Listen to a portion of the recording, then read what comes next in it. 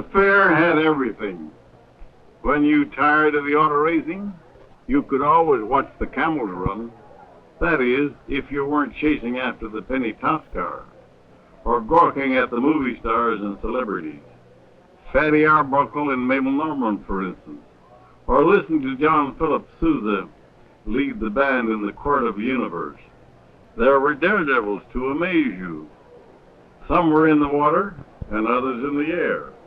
There was plenty of culture and history too, beautiful girls and beautiful animals. It was the most wonderful thing that ever happened to San Francisco.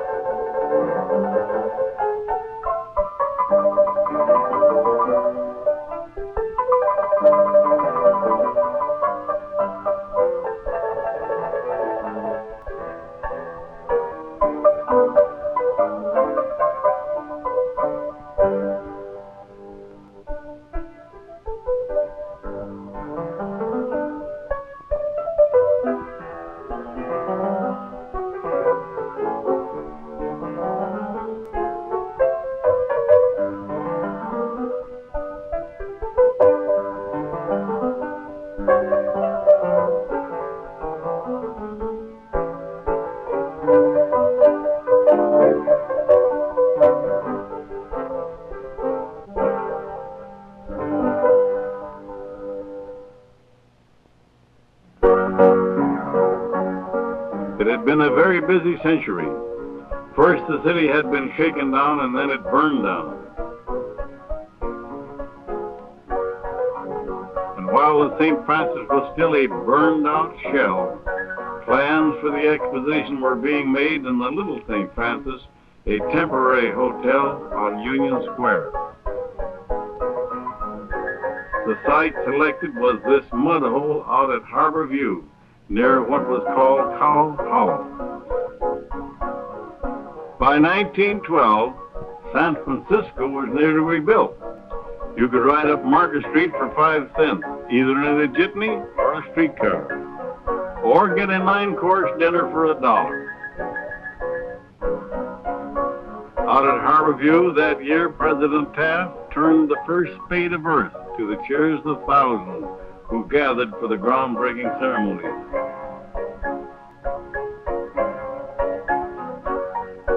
And from what was once a swamp, a sunset city of pale travertine with green bronze domes began to rise.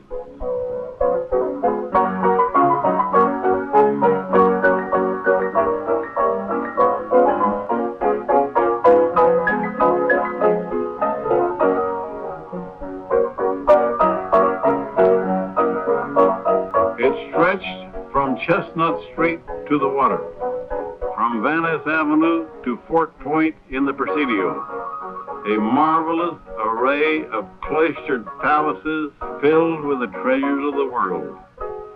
The sheltered courtyards and arcades protected visitors from the bay winds and summer fogs. Separated from the rest of the world, open only to the waters of the Golden Gate and the Marin Hills beyond. It truly was a world apart. A world of wonders, of lights, an innocent world. For by May of 1915, the Lusitania had been sunk, and we would never be so young, so innocent again.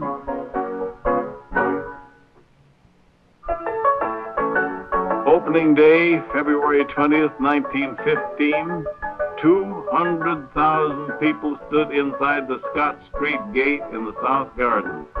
They waited for President Wilson to press a golden telegraph key. It sent a wireless message 3,000 miles to an antenna on the Tower of Jewels. This signal started the wheels of the giant diesel engine in the Palace of Machinery rotating, and the fountain of energy gushed forth, and a magical summer started for the people of San Francisco.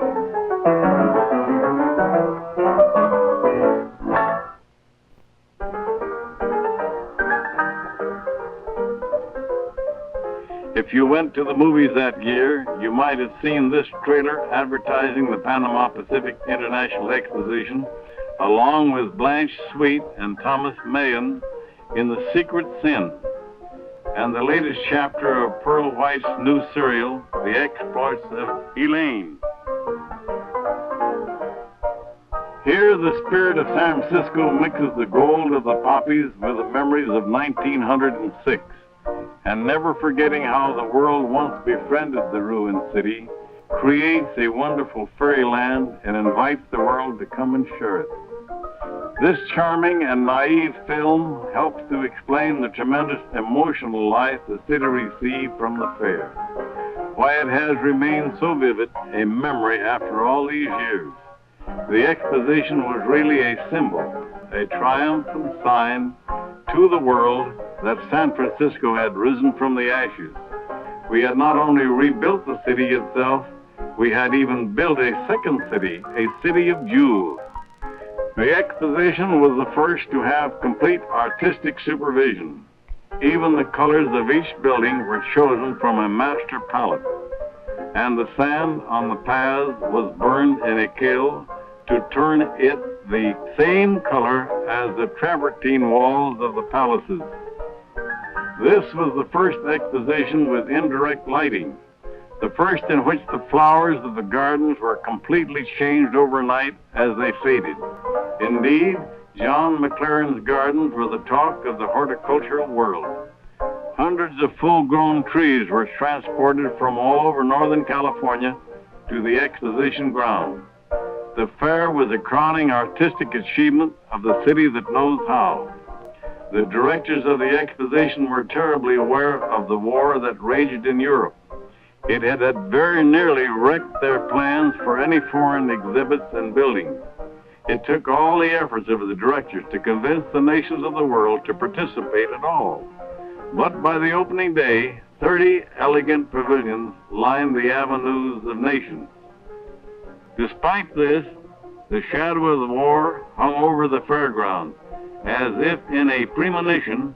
The lights seemed brighter, the music more gay. The world was shrinking. We were becoming more a part of it each day, and we sensed it. The Tower of Jewels was a thing alive. On it hung 125,000 polished jewels of Bohemian glass, backed by bits of mirror. Shrouded by fog, they gleamed mysteriously. In the sun, caught by every breeze, they shimmered and sparkled. At night, in the glare of 1,000 arc lamps, they danced and shone like a marvelous colored sun. The exposition was huge. Like all world fairs, people walked until their feet hurt. Then they rode. In the overfair trains, traps, horse carts, wickerwork carryalls, and the famous Fagel trains. While most people had become pretty blasé about automobiles, the airplane still was the new thrill. Lincoln Beachey was the first aeronaut. After all, he had even flown through the Palace of Machinery in 1914 as a promotion stunt. It was the world's first indoor airplane flight. Beachey usually flew a biplane, but these films show him flying a new and very daring monoplane. And minutes after this film was taken, Beachey crashed into the Golden Gate. He was given a hero's funeral, and the exposition was in mourning for days. Art Smith was the next hero in the air.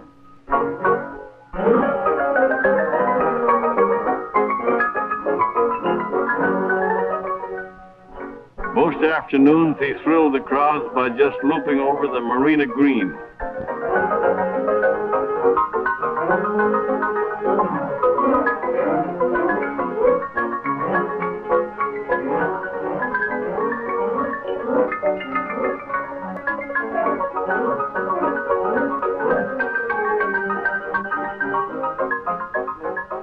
But at night, with the moon over the Golden Gate as a background, he attached flares to the fragile linen-covered wings of his plane. He was absolutely incredible. Daredevil? You bet your life.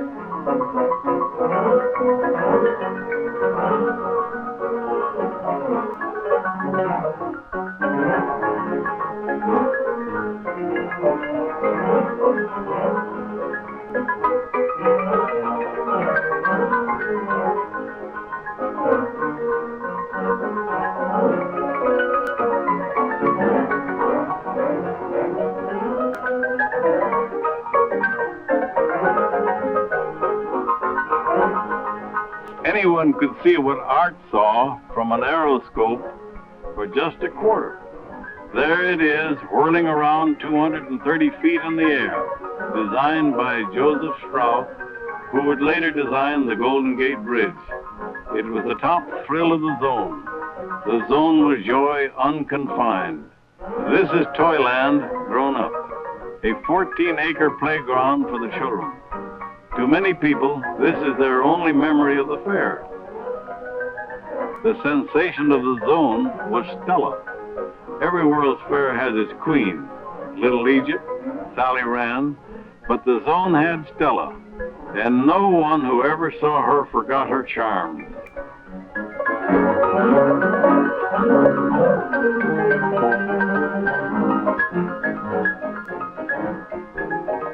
She was so real that she even seemed to breathe. That's a lot of loveliness for a dime. At the opposite end of the fairground stood everybody's favorite building, Bernard Maybeck's wonderful Palace of Fine Arts. It stood reflected in its lagoon as if it were a dream solidified. Even before the exposition was over, the people of San Francisco were demanding that the Palace of Fine Arts be preserved.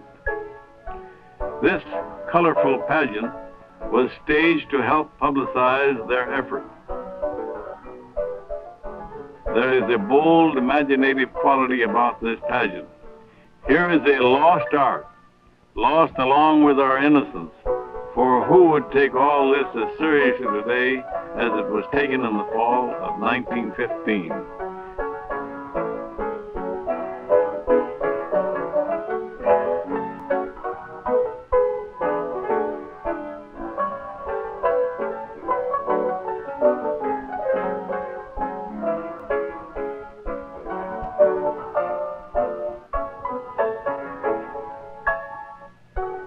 Surely this is how Maybeck wanted us to remember his palace.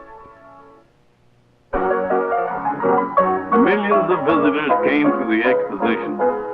A relative newcomer to the movies, but already a star, came over from Niles, where he was making 2 real comedies for SNA. Charlie Chaplin.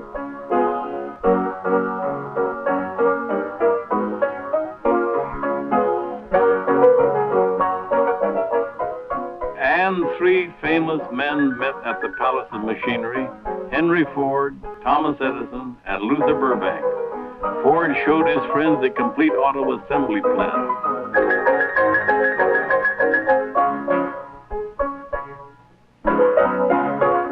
Burbank displayed his Texas feeder, a spineless cactus developed for cattle feed. They then saw other wonders of the age, including an automatic post office, while Teddy Roosevelt waited for them in the car. It was a time when, secure in the past, people could face the future without any fear. Mrs. Edison was fascinated, for instance, by a new life-saving device, the baby incubator.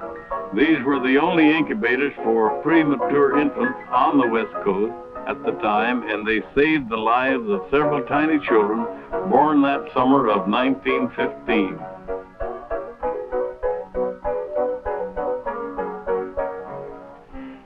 Madam Schumann Hike was there, and Mabel Norman and Fatty Arbuckle got a free pass from Mayor Rolfe on the steps of the new City Hall.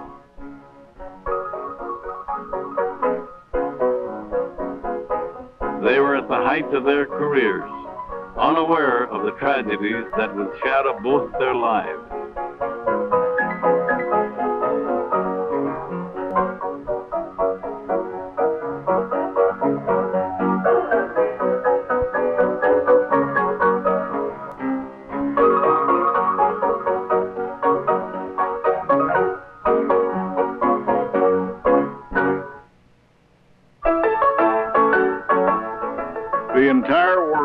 was at San Francisco's door.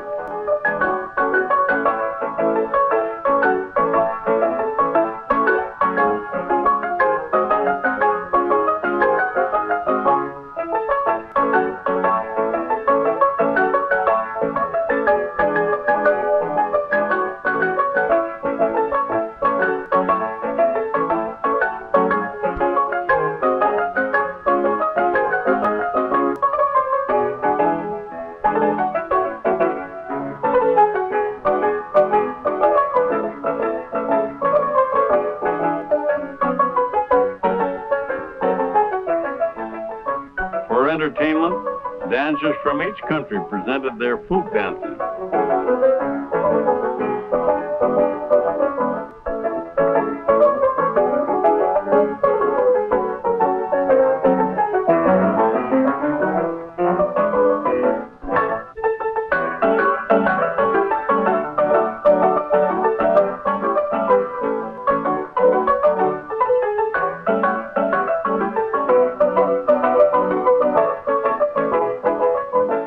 Here Vikings come ashore on Norwegian Day.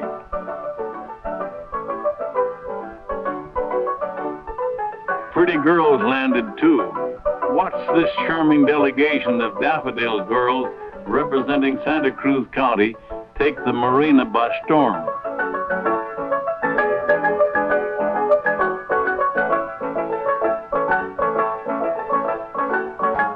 Where are they going?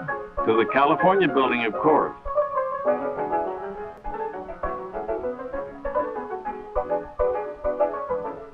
Past the Forbidden Mission Garden to grace the Santa Cruz County exhibit.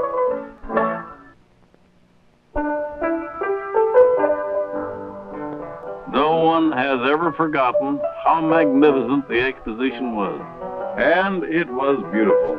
An indescribable aura of magic filled the many courts. Louis Mulgart's Tower of Abundance brooded over his mysterious court of ages. This strange Gothic fantasy was much admired for the deep thought behind its architecture. The fountain of the earth, sometime shrouded by clouds of steam, depicted man's rise from a primordial ooze. In 1915, you didn't just build a courtyard, you built a way of life. Inside the sheltered walls, all was serene and calm. But outside, all the new excitements of our century of speed were dazzling in array.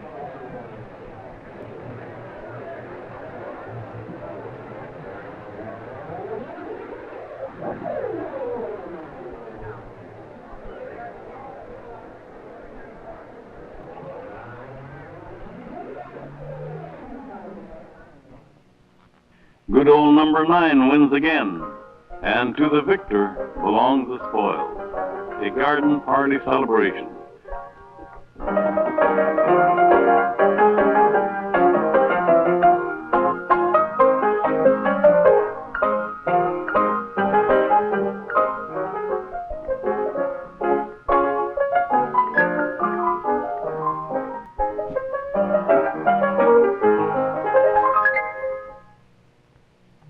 The daily list of events was staggering.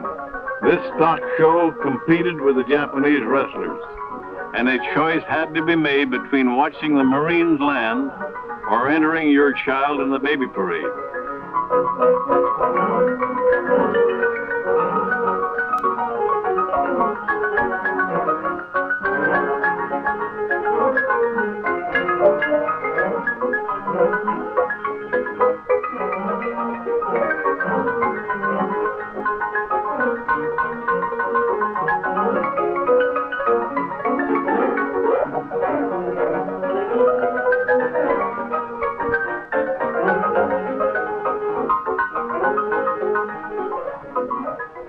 One of the great charms of the Panama Pacific International Exposition was that it combined all of the blandishments of a country fair with the rising sophistication of the young 20th century.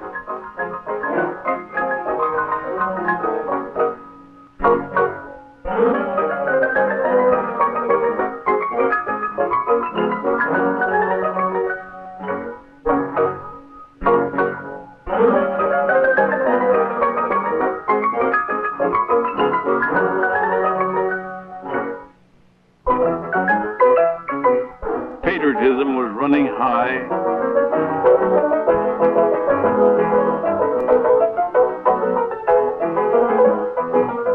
The most cherished visitor was the Liberty Bell, brought on a special flat car all the way from Philadelphia.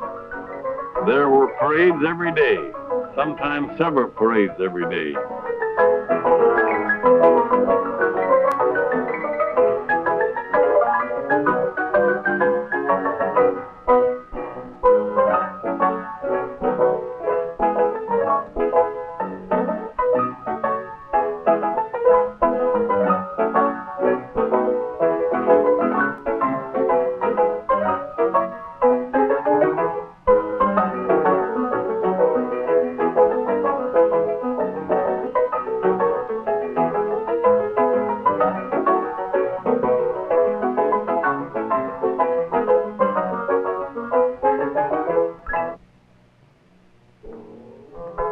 The fair closed officially on December 4th of 1915. Closing ceremonies were filled with emotion, and nearly 500,000 people wept as the flag was lowered from the Tower of Jewel.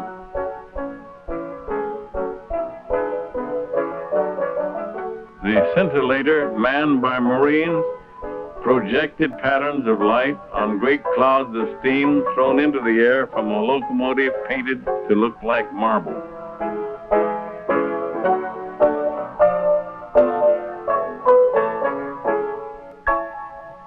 Everyone stayed to watch the lights, wandering quietly in the gardens, looking for the last time.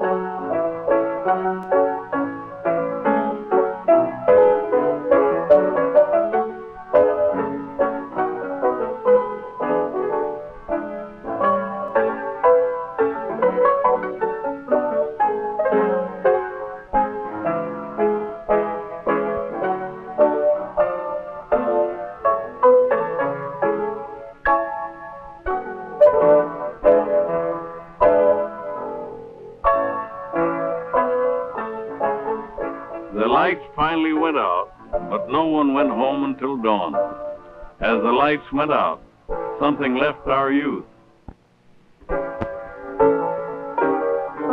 the fair has endured.